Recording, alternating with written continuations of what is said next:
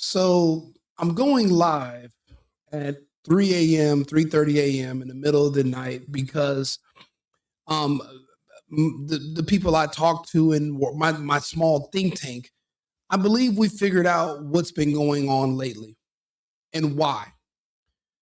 If you look at the thumbnail, there are two men who I've been following since 2020, both of them.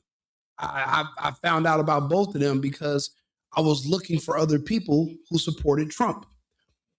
Both of these men have been consistent since I was introduced to them. They've both been pretty stable, pretty consistent, and their moral compass was calibrated a certain way. In recent times, I've watched these two men and their morals and their values completely change in a snap. And I hate to sound like I'm against relationships and marriage, but in my experience in business and in life, the only time I've ever seen that happen is when you were being pressured by your woman. Tim Pool recently got married. Most people don't know this until it's too late.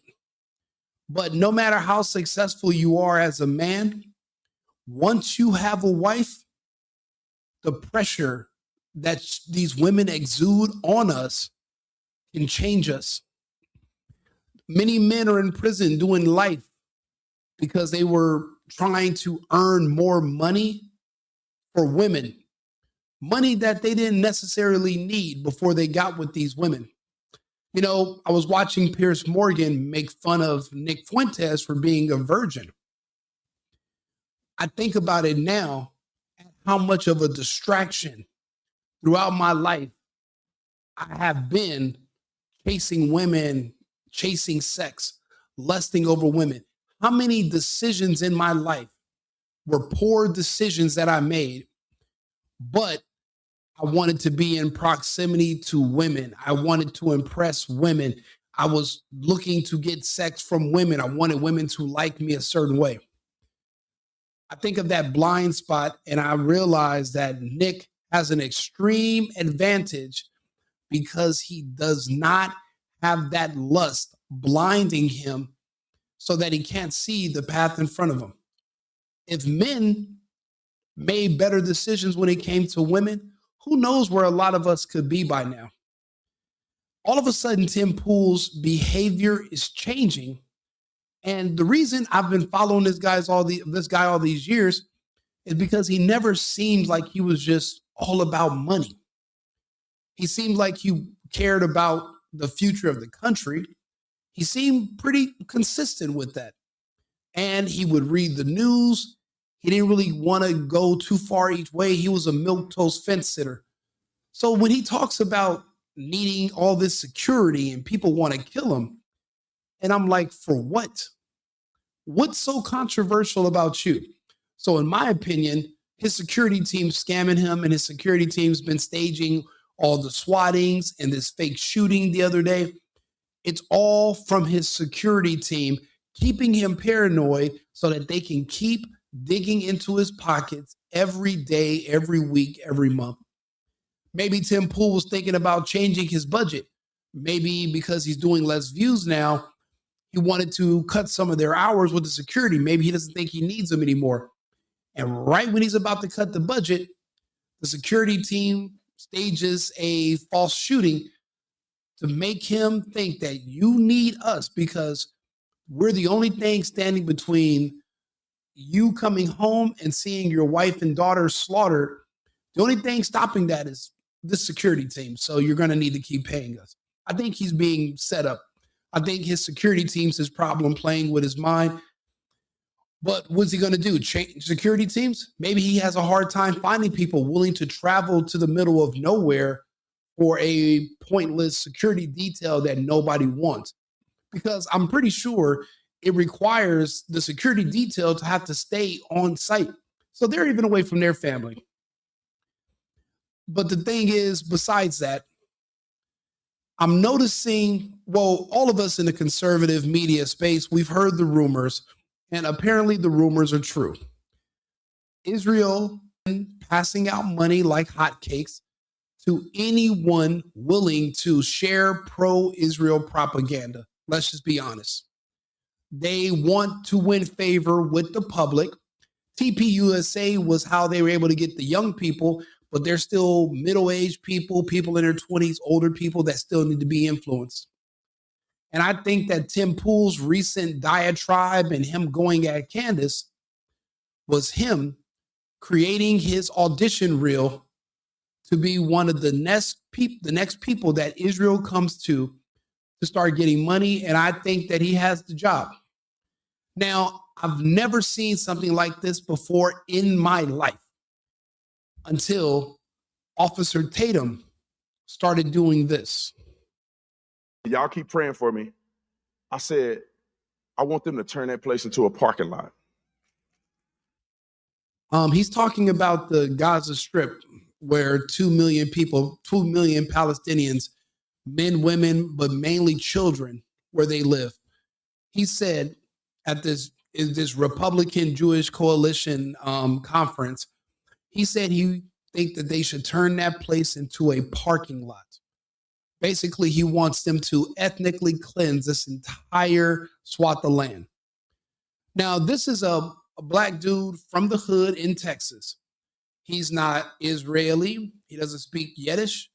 He's not Jewish. He probably has never even came in contact with anybody of Jewish descent until the last maybe 6 months of his life. But look at what he says. I got to preface it because somebody going to clip this and put it on the internet. Not because of the Palestinian people per se, individual people, but because if you dare to do such an atrocity to people that I love, people that I respect, people that are chosen by God, you decide to do something like that. Brandon Tatum, what do you mean people that are chosen by God? Brandon, they're Jewish. So you're saying they're chosen by God, then what are you? So they're chosen by God because they're Jewish and you're not. Brandon Tatum, what's the word they have for people like you? They call you golem. They call you the golem. You're according to the Talmud, you are unworthy, uncleansed. You are a slave to them. You are no more than an animal, like a sheep. You are not one of them. So to watch him put down not only just his country, his race, his family, he put another group of people in their country above his own and said that they are the people chosen by God. He didn't say we're all children of God. We're all chosen by God. He said they're chosen by God. This is one of the most pathetic, disgusting things I've ever seen in my adult life because I've never seen him talk about Israel or any country or any other people in this manner. And I've watched this man damn near daily for years. So the reason that I can look at what's going on with Tim and say, wait a minute, I see a pattern here. See, the way it works is you don't go to Israel and say, hey, I want you to give me money. Let me work for you.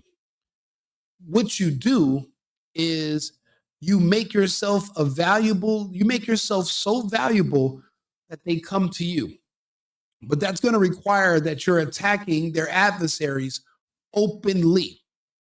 You have to have a platform and you have to come out and attack Palestinians, Palestinian children, the Hamas. You got to come out and attack their enemies.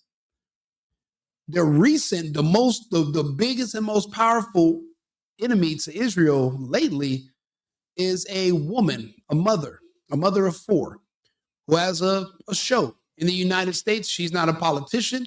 She's not an elected official. She's not on city council or any kind of school boards. She's just a woman with a show. by the name of Candace Owens. And then all of a sudden, out of the blue, man who's also a podcaster who literally has no connections to her, what she eats does not make him shit. She's not literally cannot connected to him at all. He does his own thing. She does his own thing. But lately, this has been his rhetoric. This is what happens after Charlie Kirk is killed. Candace Owens is a fucking evil scumbag. She is a degenerate cunt. She is burning everything down, and she's gloating and smiling while she does it. Now, how could a woman who's at a studio in Tennessee, who's not an elected official, she's not your mother, she's not your pastor, she's not a god, how is she magically burning everything down and causing anyone to suffer simply because she's asking reasonable questions about what happened to her friend that was suspiciously murdered in front of thousands of people, and millions or billions of people around the world have watched the footage in just the last 2 months? How is somebody like that burning everything down? Well, the short answer is she's not.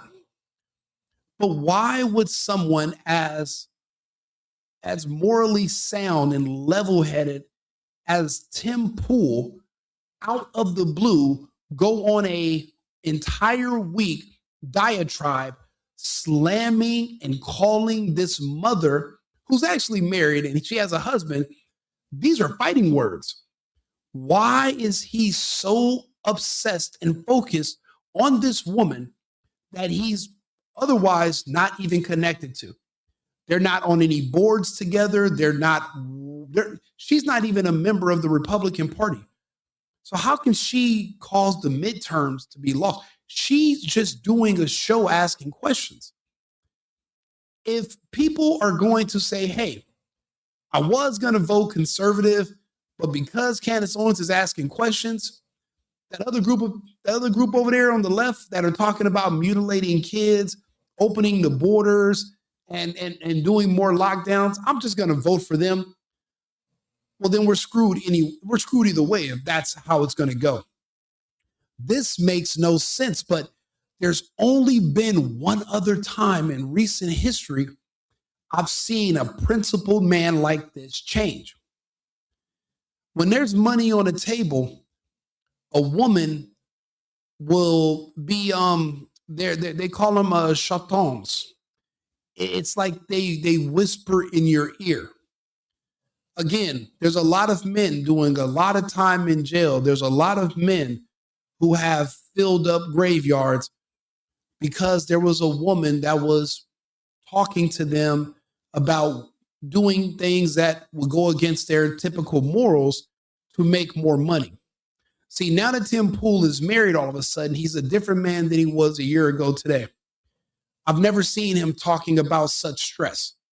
He typically brags about how wealthy he is, but he's not bragging about his wealth anymore. This is his conversation now. Watching this video after seeing him tear into Candace for over a week, this is how we figured out that whole week was just an audition reel to attract Israel to him, because this is his current mind state of today. Where does it leave us? We have 2 weeks left in the year before we go on our Christmas hiatus.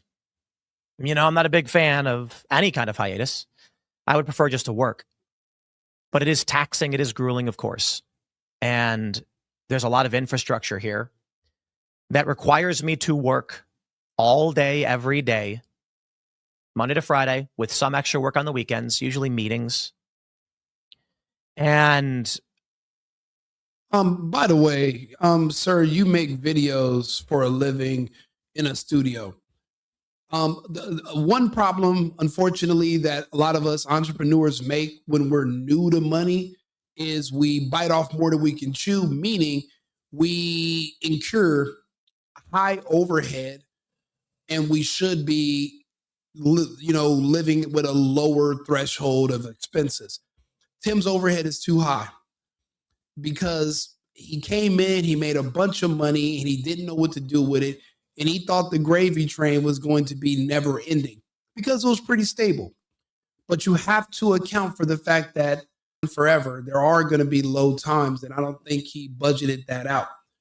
He's hitting those low times. His numbers are down. Attacking Candace dropped his numbers even lower. And again, the show hasn't been as interesting lately. If anybody's going to notice the money going down, it's going to be his wife. And now she's putting pressure on him to look for other sources of income or threaten to quit the show. This is not Tim. This is not his normal personality. There's something different. And I'm trying to think, out of 5 years I've been watching the guy, the only one difference, even having a child won't change a man. But he got married a few months ago. And everything's been a little weird since then. I'm probably going to have a stroke. Bro, if you sitting on camera talking into a microphone like I'm doing now, if this is too much for you and you're going to have a stroke, then yeah, you do need to take a hiatus for a while, touch grass, go lay on a beach.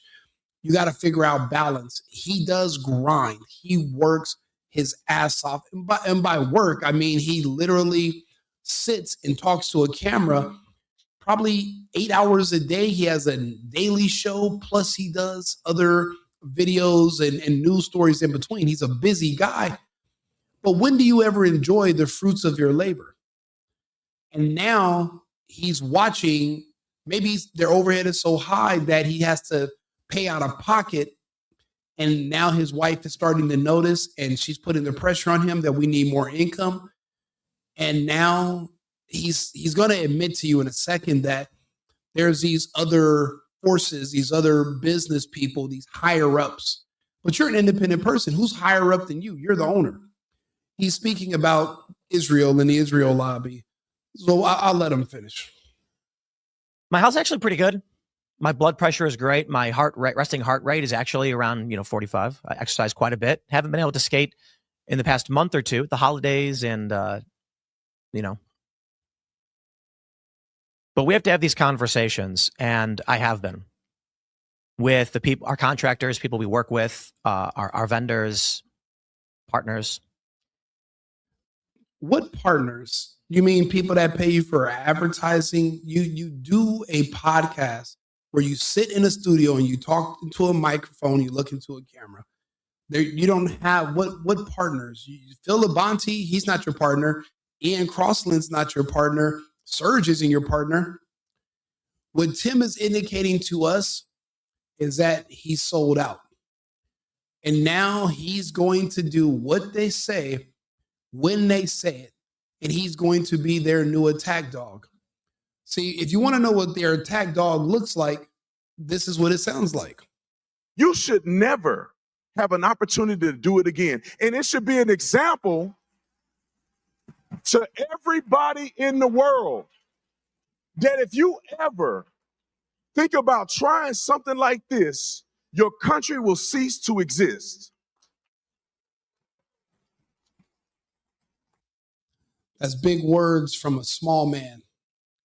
Your country should cease to exist if you attack Israel. So to hell with the citizens, the people there. Did Israel attack them first? Did Israel invade their sovereignty like they're doing in Syria, like they're doing in Libya? See, Brandon Tatum is open with the fact that he's sold out. I think Tim is just barely going to come to terms with it right now. Oh, this is a little bit more from his audition reel. And again, I think he got the job. And you know what you fucking told me? She has no security. She doesn't fucking deal with the shit we have to deal with. She's a piece of shit.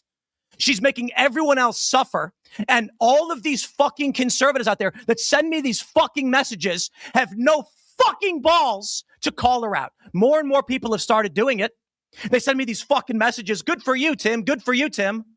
I wasn't the first person to do it. I'm not going to take credit for that. But don't fucking DM me.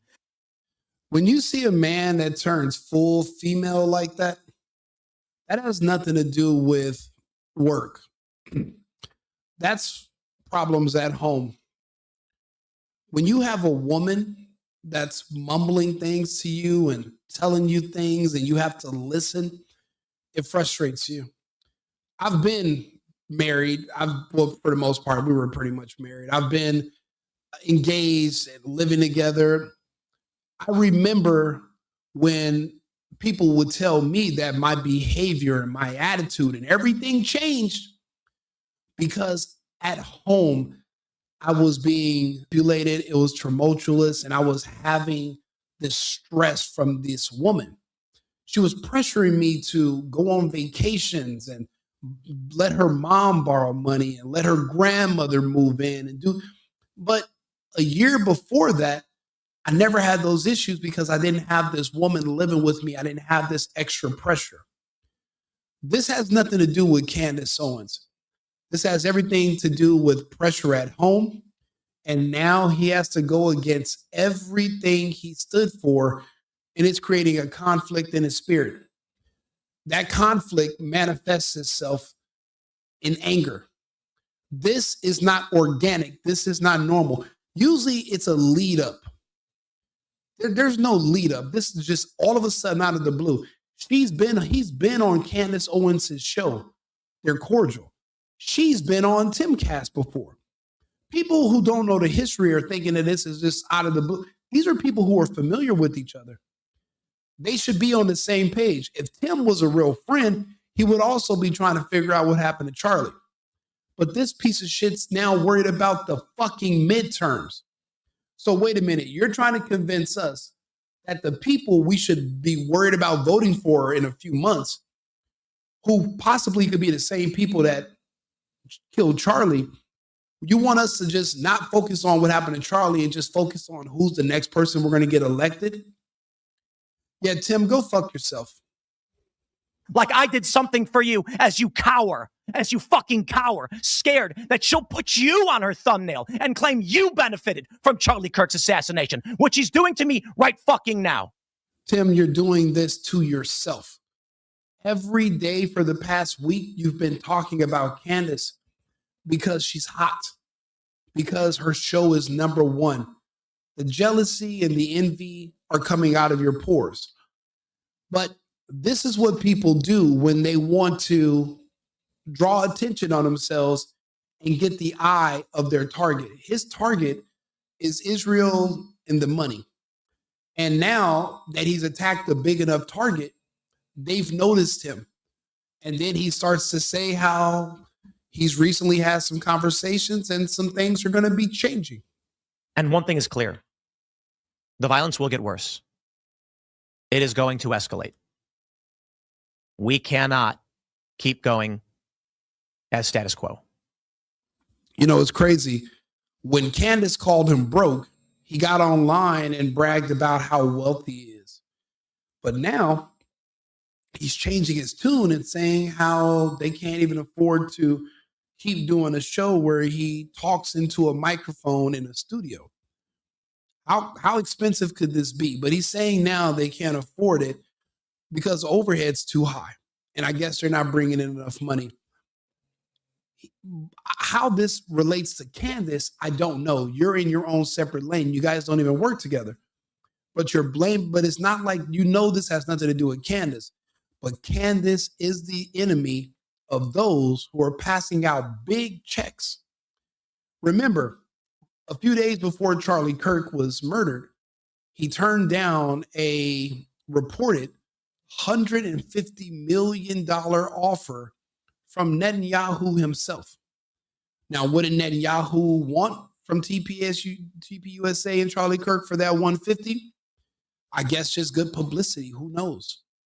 But I know this, ever since people found out that that rumor was true, the sharks have been sticking their heads up, and we know who they are.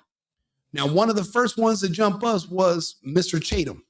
He made it clear, but Tim, right behind it. And I'll be honest, it's because of the pressure from his new wife. She wants that money. He was never this greedy.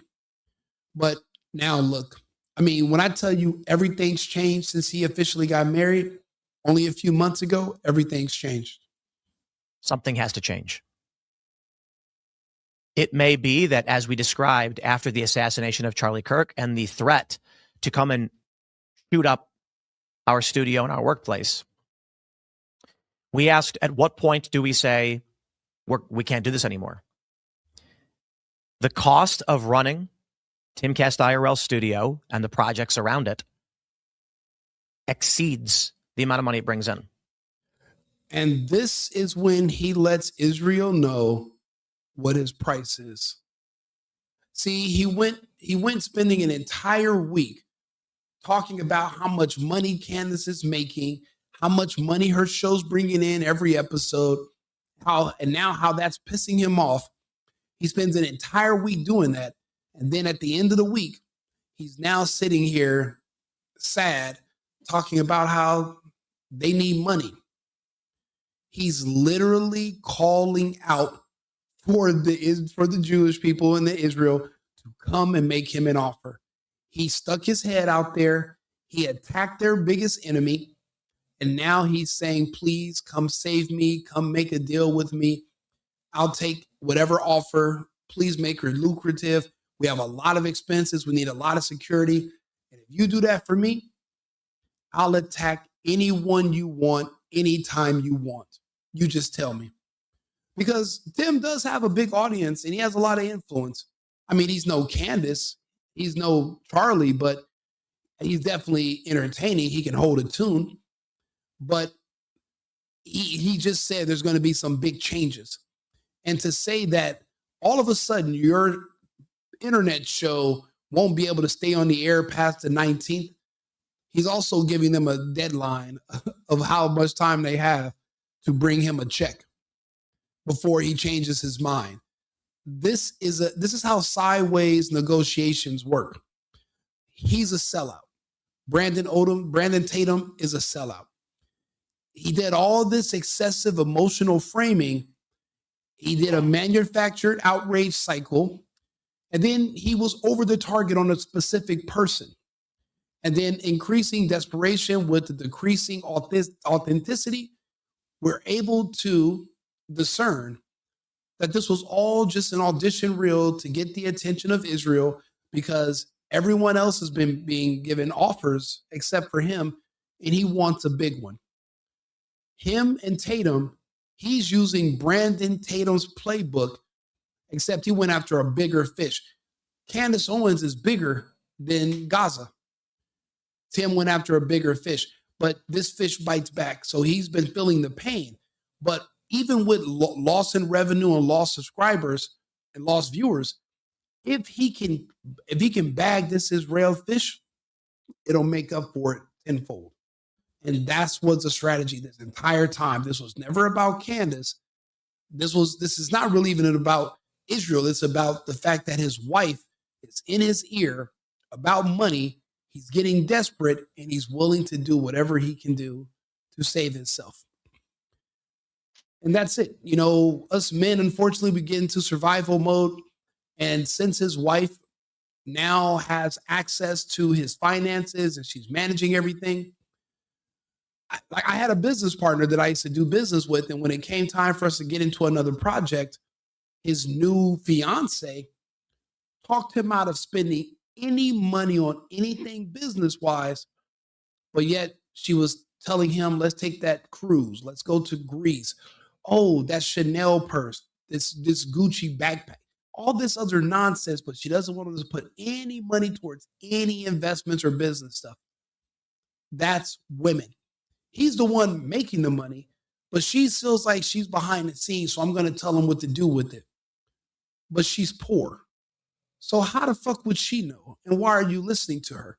But unfortunately, you get them pregnant, you get married, and now you're in a situation where, well, you're going to be in trouble if you don't.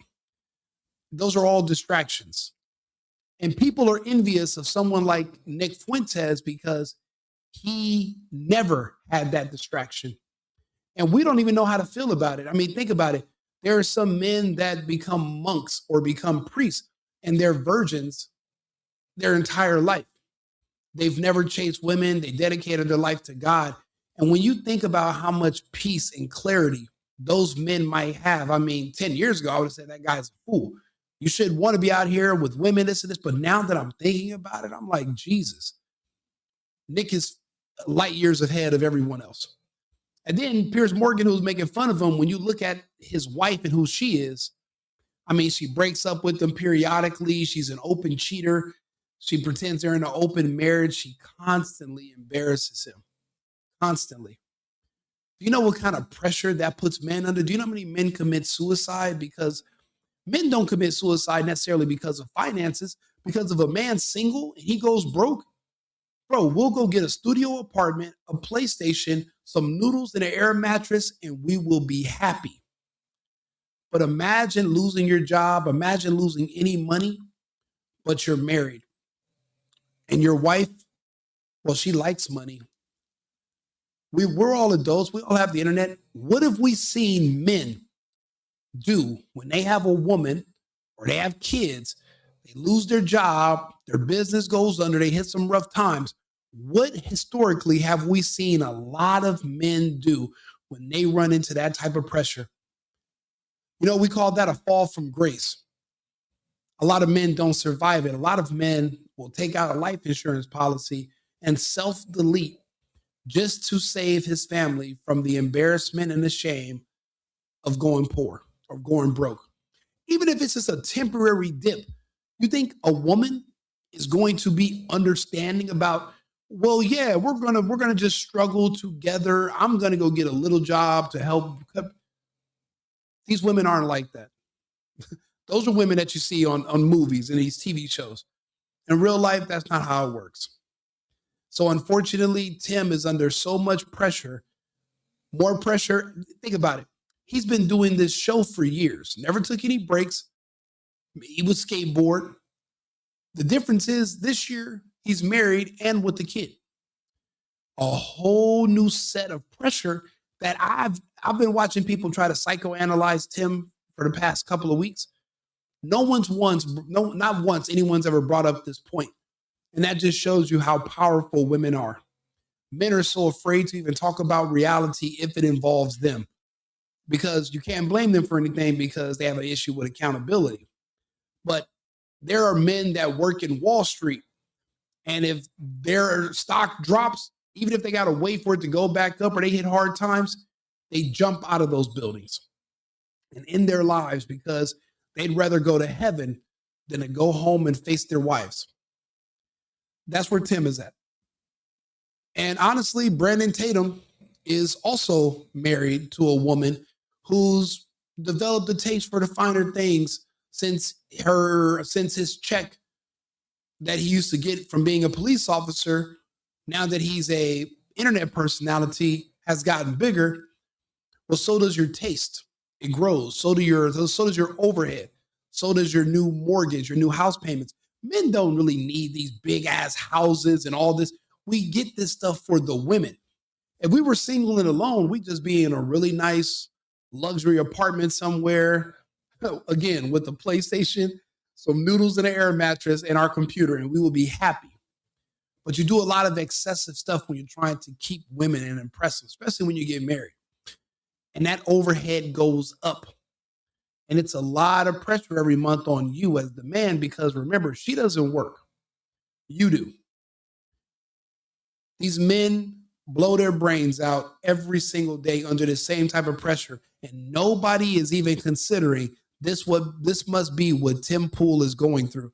So that's why I'm here to put this out there, talk to people about it. You guys can spread the words and have this conversation amongst each other. But this is what he is. And look at what the pressure from Brandon Tatum's wife is causing him to do. Look at how he's embarrassing himself in front of the world. This is a humiliation ritual, in my opinion.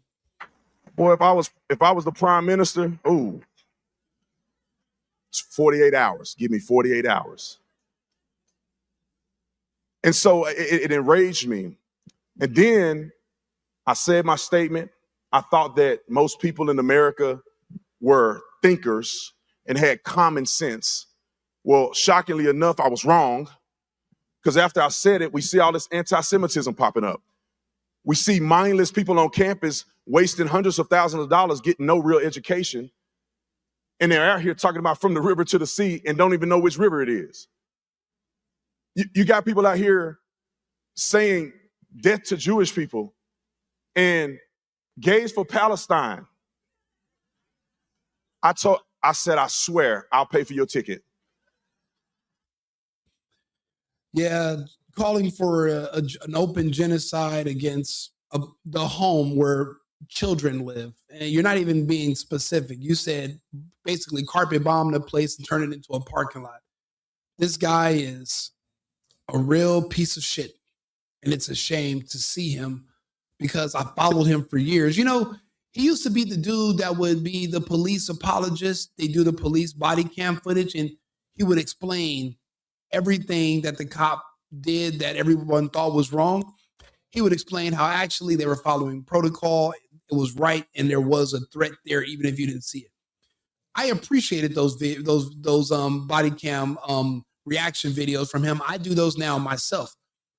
To watch him go from that to giving blowjobs to Zionists like Netanyahu openly on video, it just shows you that the power of money is so strong. And when you're new to money, you know, I was fortunate.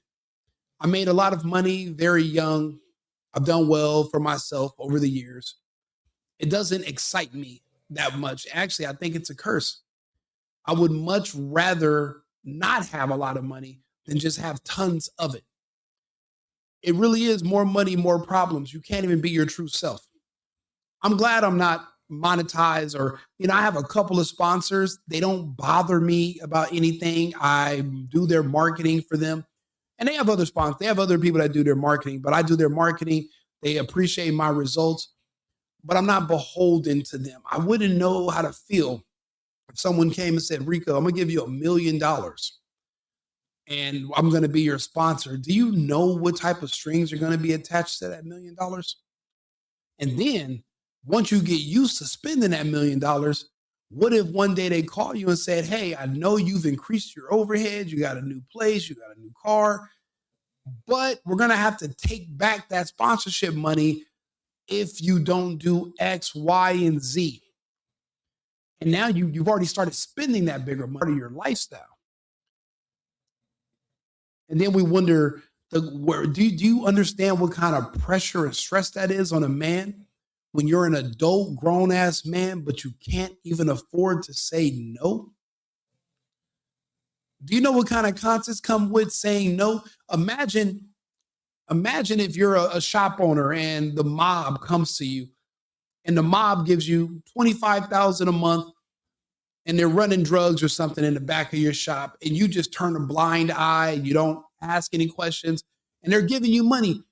And 1 month they come in there and they say, hey, here's your 25, we're going to be in the back. And you decide to turn the money down. And you say, you know what? Not this month, not next month. Actually, I want out. When you're dealing with people like the mob, when you're dealing with people like the Zionist lobby, the ADLU, the Israeli lobby, the Republican Jewish coalition, it's the mob. You can't, once you're in, there is no getting out. Don't believe me? Ask Charlie Kirk how it turned out when he said that he didn't want to take the money from the Jewish donors that he complained about in those text messages, or when he turned down that money from Netanyahu and when they offered to bring him to Israel that last time right before he was killed. See, when you have been taking their money for so long, and then one day you decide you want to stop, there is no stop. It's over when they say it's over. You don't get to decide when you quit. They do. So again, these men, they see character because this isn't their typical character. They're being influenced by women.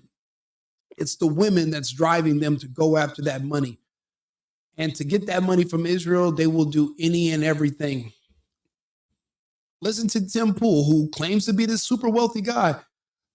Listen to him beg for a couple more minutes. That's just that breaking point, isn't it, for any business? If you need $100 to, run your restaurant, but you're only bringing 90, you go out of business. The issue The cost isn't cameras or lights. The cost is security because of the escalation. It's an artificial cost to doing business that we can't balance. We can't forego security, but we can't sustain. So I've had some conversations with our partners, been talking with Rumble. There may be a solution, and it's going to be rapid change very quickly. We're going to have some emergency meetings. We've already had emergency meetings for obvious reasons. And there is a possibility that the 19th is the last episode of Timcast IRL. Yeah, this guy is full of shit. For one thing, I don't see him quitting when there's money on the table. But again, he's giving them an artificial timeline on when he needs. You have to read between the lines. He's letting them know when he's going to need to be contacted or get an answer by. He's basically saying, hey, this is a limited time offer. I'm in dire straits. Please, someone rid me of these bills. Does anybody want to offer some money? I'm not saying who, but I'm here and I'm available. I've just attacked your biggest enemy. Contact me. Oh, yeah, there's going to be big changes. Dude, you sit in front of a camera and you talk about the fucking news. There is nothing that's going to be gargantuan. Now, don't get me wrong. You do bring on guests and you guys sit there and go over news stories. You guys aren't building buildings. You guys aren't lifting concrete. And don't get me wrong. Even me sitting here, it took me almost an hour to set this up. Thumbnails, description, headlines. You got to have certain bullet points, configuration with your audio and visual. Even though I don't have the best camera, I'm using one of my phones, their camera, but it takes time, and then it's not easy. Nobody wants to be on camera. You don't know how you look. Sometimes your face looks fat on camera. You're wondering what people are going to think about you. It's draining. I understand that. But it's not brain surgery. It's not actual hard labor. You don't develop calluses on your fingers from sitting here reading the news and talking to people through a device like a camera. It's not that. But they want to pretend that it's a lot of work because they want you to be paid. And what Tim just did was an audition reel. And he's letting these people know he wants top dollar, not that 7,000 a post bullshit. He needs something long term.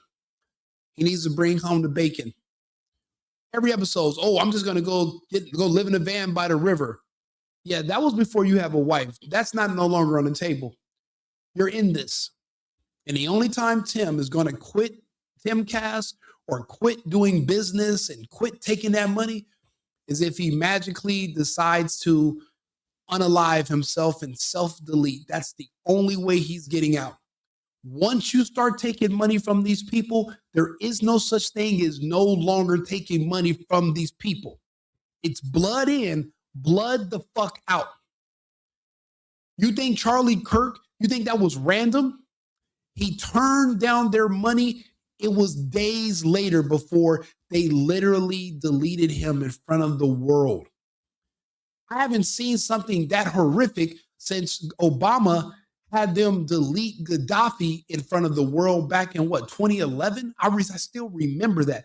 The richest man in Africa, because he didn't know, he no longer wanted to take money from the World Health Organization and the EU. He said, hey, we don't even want your fiat currency for our oil. I'm actually setting up something called a dinar, where I'm making currency out of gold reserves. You guys got to buy, you can use your fiat to buy some of our dinars at the value we set. And then you can use our dinars to purchase minerals and oil from us. But we're not just going to be accepting your fake paper anymore. And they wiped him on camera in front of the world on video. They did the Charlie, and I found out that they had just made him another offer that he couldn't refuse, but he refused. So Tim Pool doesn't understand that he's biting off more than he can chew, But the only time you get a blind spot like this is when you have a woman in your ear and you have pressure at home. A gambling habit won't do it. A drug habit won't do it. A woman habit won't do it. But a marriage absolutely will. So that's why, even though it's so funny to watch him make himself look like a fucking clown and embarrass himself, and and he has Phil and Ian so cucked, they're so afraid to say something, but they want to watch such a fall from grace. This is a guy who I used to watch every single day, nonstop. I paid the monthly membership to be a part of the Timcast members and their the website. I'm a part of all of it. To watch, and this is something, so you got to think about it. People don't just change overnight. I've been watching this man every day for years. All of this behavior is new. And all this behavior is the same typical behavior men go through when they start getting pressured about money at home. These wives will do it to you. And that's why they tell you got to pick wisely. But it's really hard when you're in a country where there's so much stuff that women want to buy. And you just got to find the right man that has access to those resources. And you have to be able to mentally control him. And that's your golden ticket. You don't have to go out and do tough labor or whatever. You got to manage. You don't manage the money. You have to manage the man. And I see that's what's happening with Tim. I see that pressure from Brandon Tatum. They're both married to women who are behind the scenes, and you don't know what type of taste or greed that woman has. But I know this. I know these men don't want to lose these women, and they'll do whatever they can to keep them. And to keep that money flowing, they're going to do whatever. And if that money ever stops, both of these men are done. There is no more of them just saying, you know what? I was working with Israel. I just decided to quit. I'm doing something else now. That's not it. You can't just quit the mob. Don't make no mistakes about it. This is the mob. Yes, Brandon Tatum sold out. Yes, Tim Pool sold out. But the pressure from the women at home, I'll be honest, you got to give them a pass because they know not what they do. And if hindsight is 2020, it won't be until they're divorced, if they ever make it out of these marriages, that they'll see that they were a completely different person at this time. See, if somebody's this evil and duplicitous, they're like this consistently. This is not Tim. Yeah, that was I'm fucking done with these people. That's not Tim. People are who they are across the board. That's not him. This also is not Brandon Tatum. The reality is that Israel is one of our greatest allies. And for people to think otherwise, you fall in one of two categories.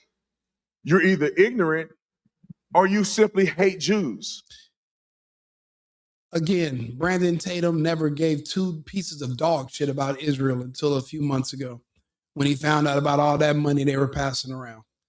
So look, let me know if you agree or disagree. If you think I made some good points, I'd appreciate hearing it. I do this show independently.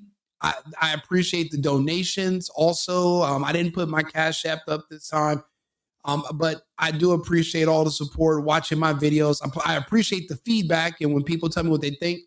I'm on 8 different platforms. I'm just barely getting the YouTube stuff going, so if it takes me a second to reply to your comments, please give me grace. I do a lot of these shows every day, so I'll get around to them as fast as I can. But over 100,000 views in the past few days, you know what? This is just a blessing. Even with my small subscribers, because I don't push people to subscribe or to like. I'd appreciate if you did, but I always forget to ask, because once you get going in this mode, you get a little nervous and you kind of forget stuff. And then when the video's over, I'm like, fuck, I should have said this, should have said that. So maybe I should put like a little Post-it note that tells me what I should say at a certain time. But I'm speaking like it's just you and me. This is live. I don't do edits. I don't like doing pre-recorded shows where I put my commercials in there.